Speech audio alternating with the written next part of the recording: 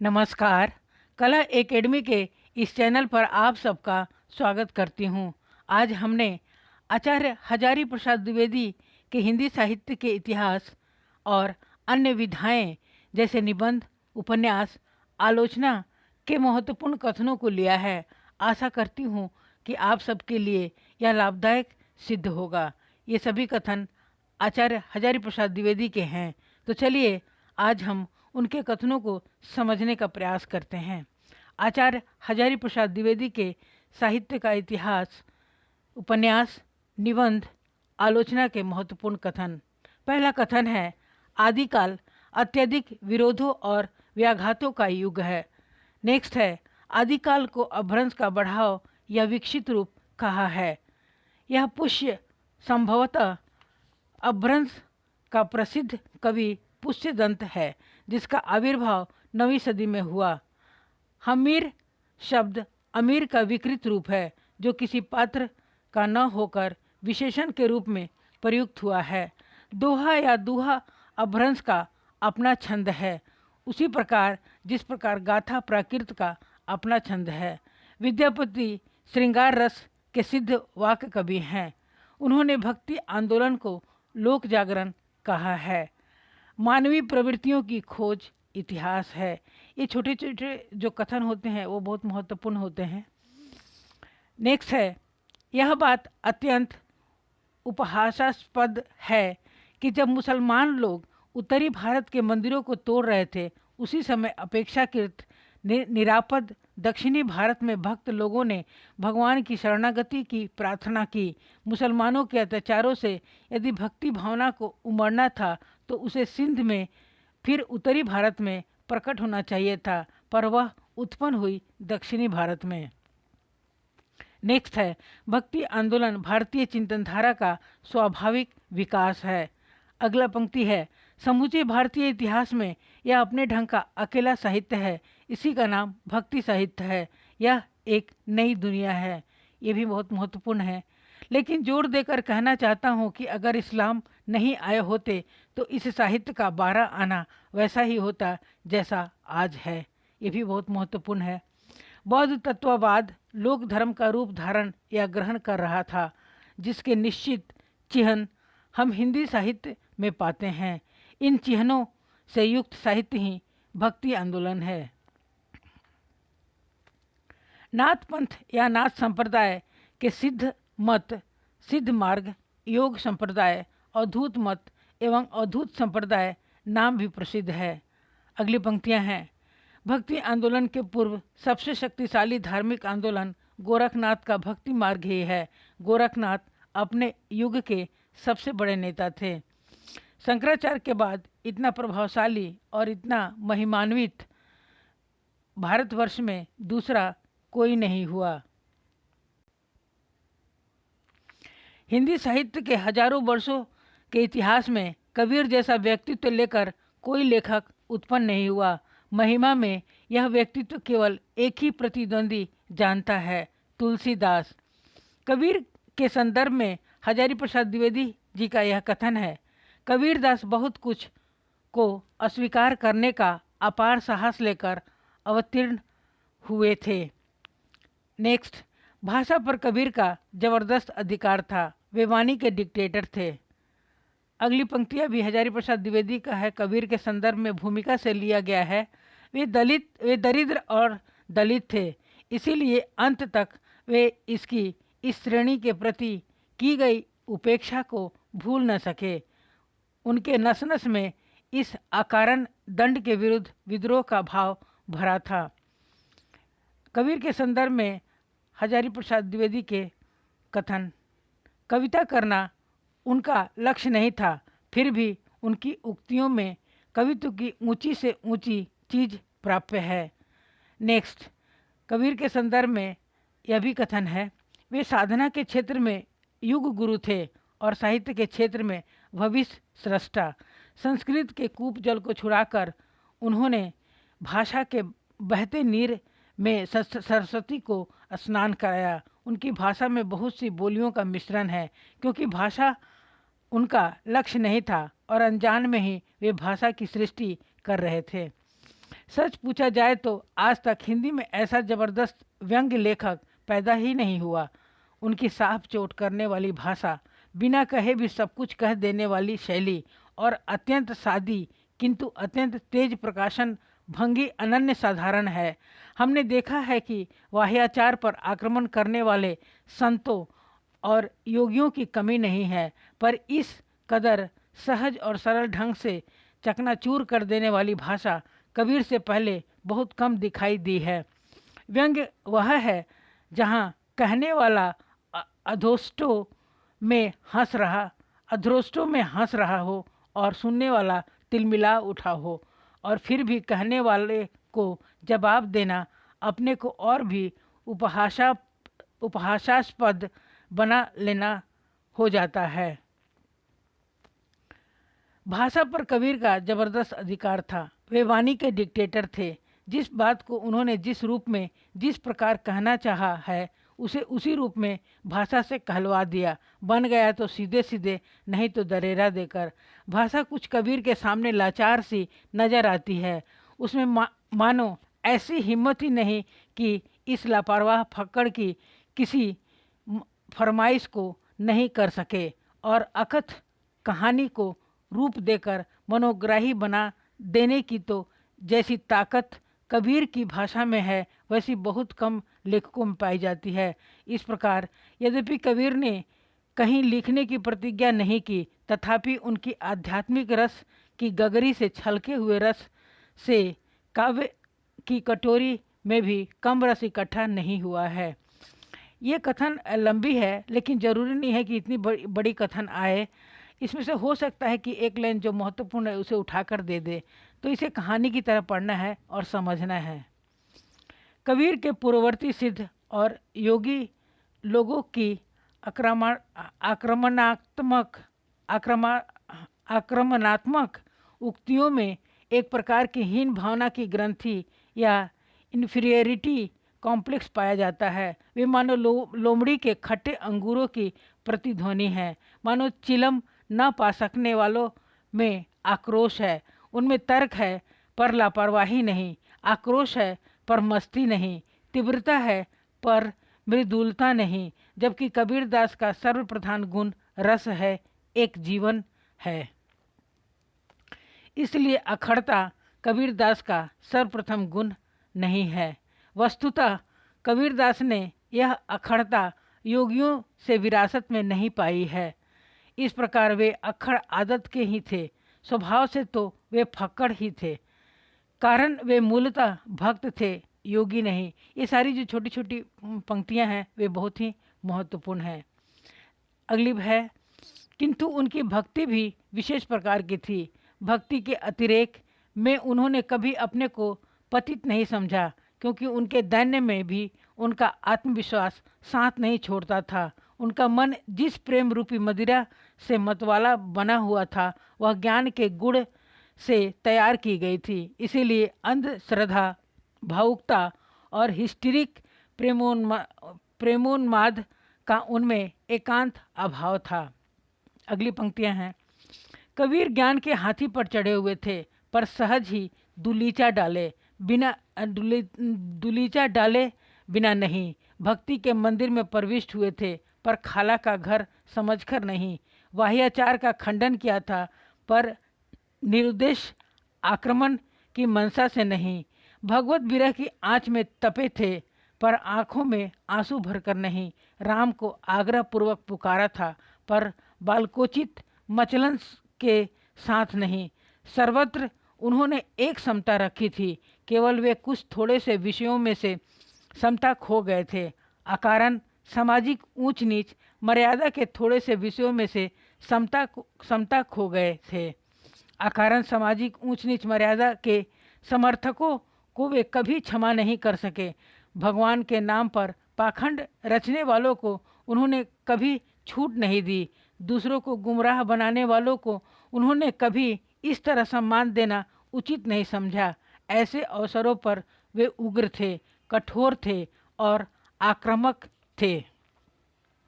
पर गुमराह लोगों की गलती दिखाने में उन्हें एक तरह का रस मिलता था। व्यंग करने में उन्हें जैसे तृप्ति मिलती थी। ये थोड़ा कथन बड़ा है, लेकिन इसके अंदर जो छोटी छोटी पंक्तियां हैं और महत्वपूर्ण है, उसे निकाल कर रखा जा सकता है। चलिए आगे हम बढ़ते हैं।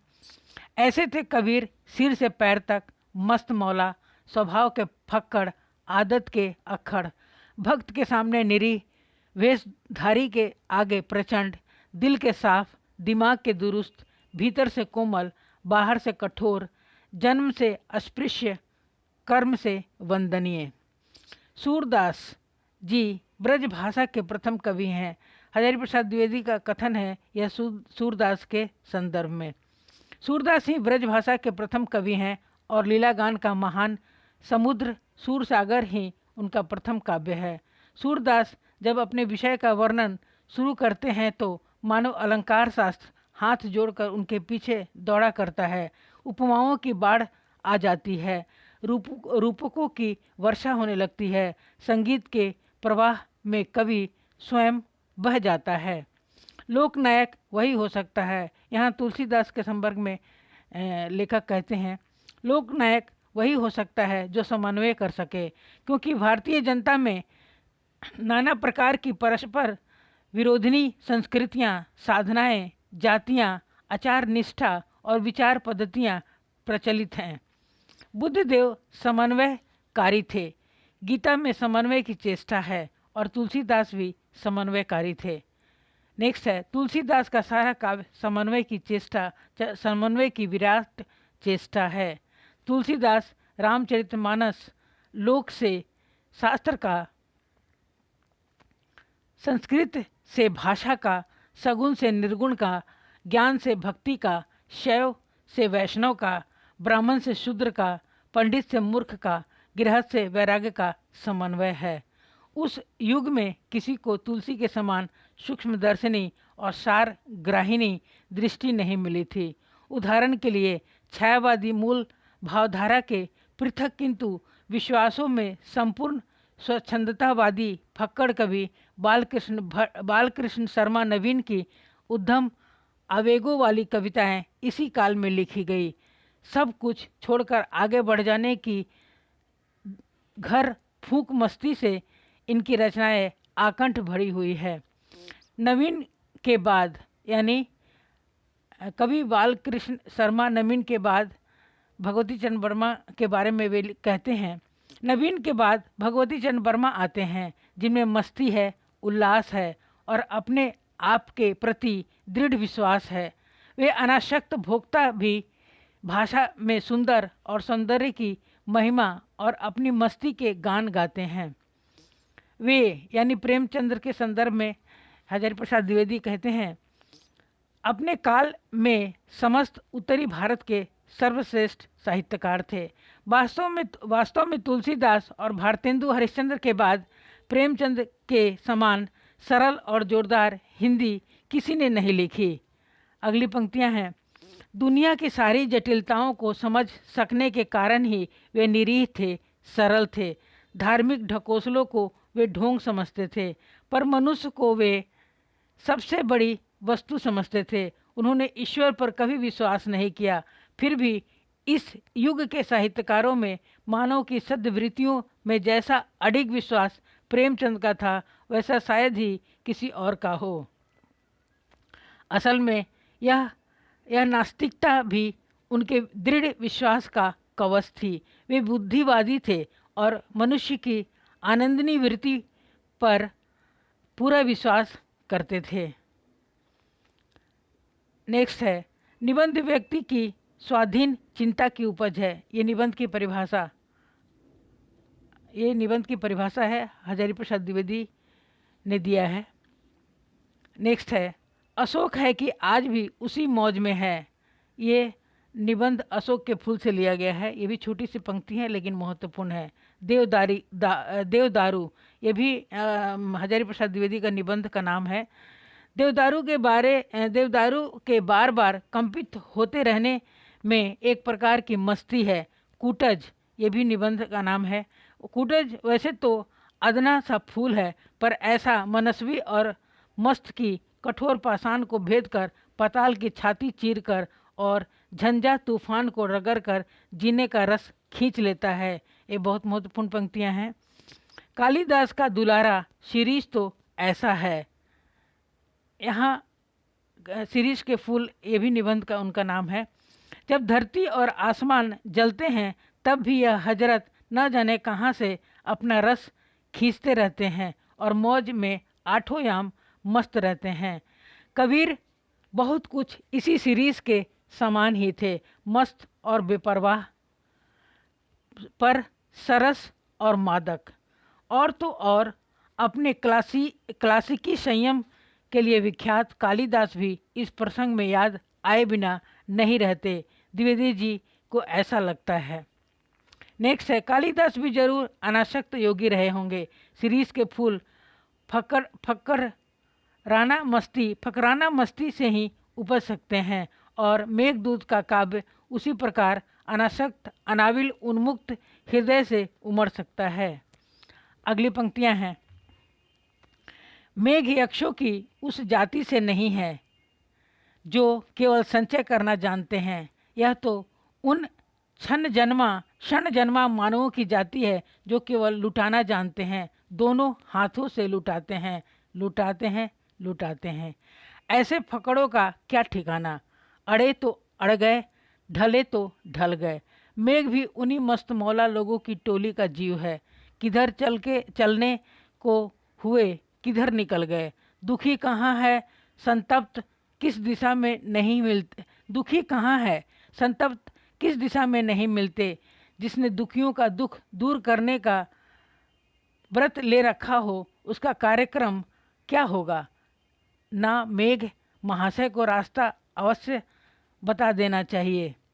पता नहीं ये फकड़पन झूमते झामते लष्टम पष्टम जब तक अलकापुरी पहुँचेंगे तब तक यक्ष प्रिया की क्या दुर्दशा हो जाए। अगली पंक्तियां हैं, कहाँ मेघ कहाँ कालिदास और कहाँ कबीर।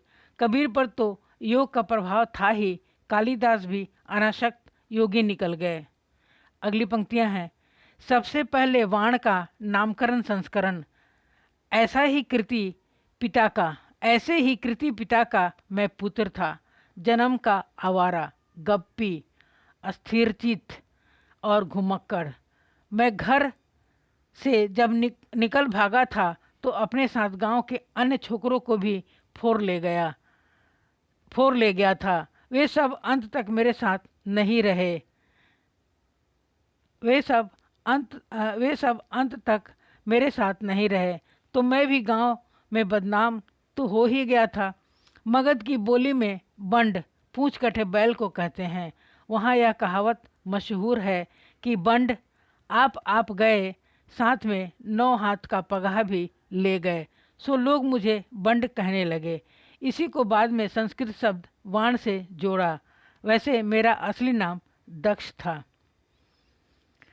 कहाँ भोजपुरी बंड और कहाँ संस्कृत का वाण, यहाँ बाण भट्ट के संदर्भ में कहा जा रहा है। लेकिन जब सृजनात्मक कल्पना है, गल्प हाँकने का संकल्प, तो ध्वनि विज्ञान क्या करेगा, वाण बंड हो गए। आत्मकथा में बाण बड़ी व्यथा के साथ स्वीकार किया है कि इसी सहानुभूति में हृदय ने तो इसे आवारा बना दिया है। यह सहानुभूति हृदय आवारापन की ही नहीं, फक्कड़पन की भी कुंजी है। बाण भट्ट में मस्ती की यदि कुछ कमी है तो उसकी पूर्ति कवि मित्र धावक से हो जाती है।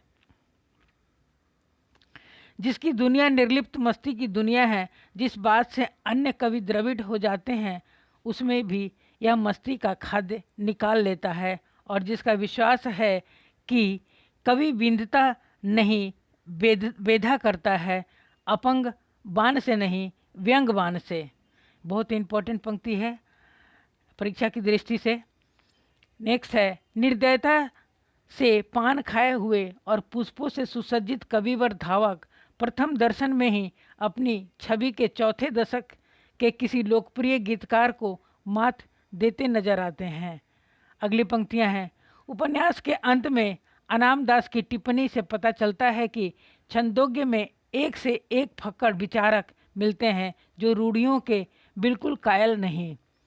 अगली पंक्तियां हैं, गाड़ीवान रैनक्व को संभवतः इसी विलक्षणता के कारण नायक के रूप में चुना गया है, जो जाने क्यों हर समय अपनी पीठ खुजाया करता है। रैको के फक्कड़पन का इससे बड़ा प्रमाण और क्या होगा कि पहली बार उसने राजा को उपदेश देना अस्वीकार कर दिया कि अन्न और सोना का उपहार भी लौटा दिया, लेकिन दूसरी बार जब राजा अपनी सुंदरी कन्या को साथ लेकर गए तो फक्कड़ ऋषि प्रसन्न हुए। राजा की सुंदरी कन्या का मुख अपनी ओर उठाकर बोले कि हे शूद्र, इस सुंदर मुख के कारण तुम मुझे बोलने को बाध्य कर रहे हो। ये भी महत्वपूर्ण पंक्तियां हैं।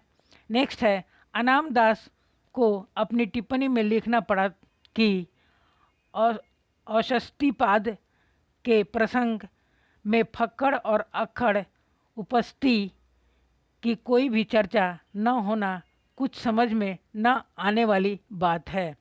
मेरी जन्मभूमि शीर्षक लेख में द्विवेदी जी ने अपने इलाके के निवासियों के फक्कड़ स्वभाव की चर्चा की है।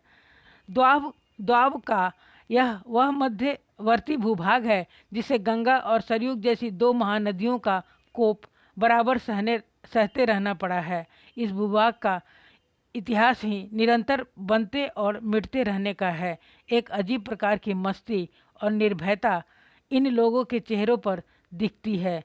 क्या इस मस्ती और निर्भीकता का स्रोत विपत्ति के इन थपेड़ों में तो नहीं? ये महत्वपूर्ण पंक्तियां हैं। अगली पंक्ति है, आध्यात्मिक ऊंचाई तक समाज के बहुत थोड़े लोग ही पहुंच सकते हैं। बाकी लोग छोटे मोटे दुनियावी टंटों में उलझे रह जाते हैं। वे आध्यात्मिक आदर्श को विकृत कर देते हैं। ये अशोक के फूल निबंध से लिया गया है।